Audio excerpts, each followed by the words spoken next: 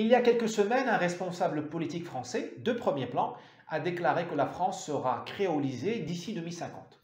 Et ce, au nom d'un amour libre qui ferait fusionner les communautés entre elles. Eh bien, en 2050, la France ne sera pas créolisée.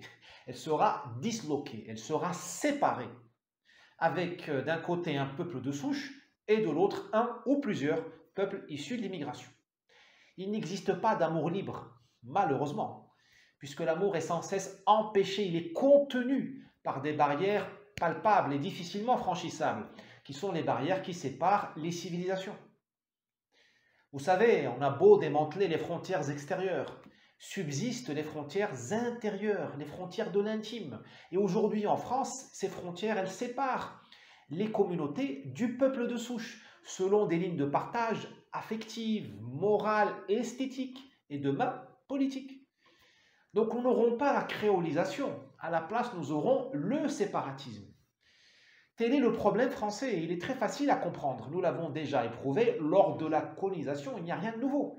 La colonisation n'a été rien de plus qu'une rencontre malheureuse entre des civilisations qui n'avaient rien à se dire. Ça s'est terminé par la décolonisation, c'est-à-dire par une forme de séparatisme. Voilà, donc la diversité nous donnera, elle nous donne déjà le séparatisme. Tel est le diagnostic de mon livre, qui est un e-book d'une 50aine de pages, où je dresse aussi une feuille de route pour réparer la France, pour éviter à tout prix cette dislocation qui nous attend tous et qui nous concerne tous, quelles que soient nos origines.